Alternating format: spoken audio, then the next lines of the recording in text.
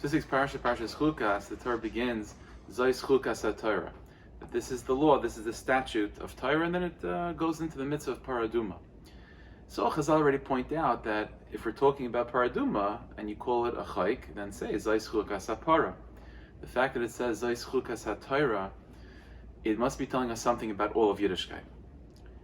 And the way this firm explained is as follows. There's many different words that we have to describe what different categories of mitzvahs, what types of mitzvahs we have. We have mitzvahs which are called mishpatim, which are mitzvahs that usually make sense. We have mitzvahs that are called edus, that remind us of historical events like Shabbos and Yontif. And then there's the mitzvahs which are called chukim, And those are mitzvahs that, b'derech klal, generally speaking, don't seem to have any human explanation to them. Paradum is the classic one. Shanis is another one. But the fact that the Torah is saying Zois Chukas HaTorah, that all of Torah is called a chayk, again, we have to understand that because not all mitzvahs are chukim. There are mitzvahs, as I said, which are mishpatim, which make sense. There are mitzvahs which are testifying to historical events. In what way is all of Torah called a chayk?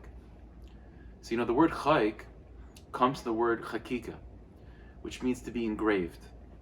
When you have, when you want to write something, so there's two ways of writing. You can have a piece of paper, and then you take ink with a pen and you write on it.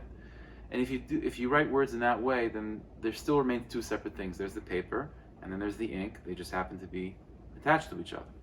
But there's another way of writing, so to speak, which is called engraving. You have a tablet, you have a rock, and you carve into the tablet, into the rock, certain words. Well, if you create words in that way, then there's absolutely no division at all. It's absolutely one entity. The rock, the words, it's all one thing, mamish. The fact that all of Torah is called a chayk, what it's telling us is that it doesn't matter whether a mitzvah makes sense. It doesn't matter if the category of the mitzvah is edus, is mishpatim, is chukim. It doesn't matter. The essential quality of what mitzvahs are, what Yiddishkeit's about, is to become engraved with the Rabban Hashem, to become one with God. That's what mitzvahs are about. Not even enough to be a piece of paper, to be sort of ink on Hashem's paper. That's not enough.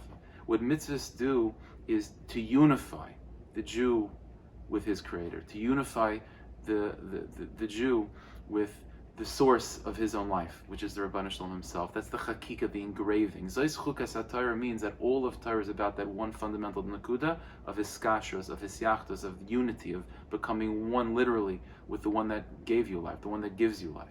That's what Yiddishkeit's about. Therefore, every time we do a mitzvah, we have to remind ourselves that the purpose of why we're doing this, the ultimate goal of why we're doing this, is to become one with the Rabban Shalom.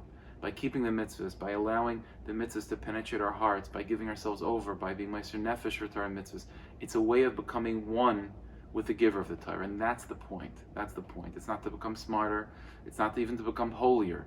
The point is to become one with the giver of the Torah. That's the chayk. That's what the Torah is telling us in this parasha. Says Chukas HaTorah. That's what all of Torah mitzvahs is about. Hashem should help. We should be zeicha to remind ourselves and to always keep that in mind of what life is about, what the purpose of life is, what's the purpose of Torah mitzvahs, is to become unified with the ultimate source of all things, which is God Himself. Hashem should help that we should come to Shabbos with Menuchas Nefesh and Menuchas Guf, and both individually and collectively see the redemption of our people.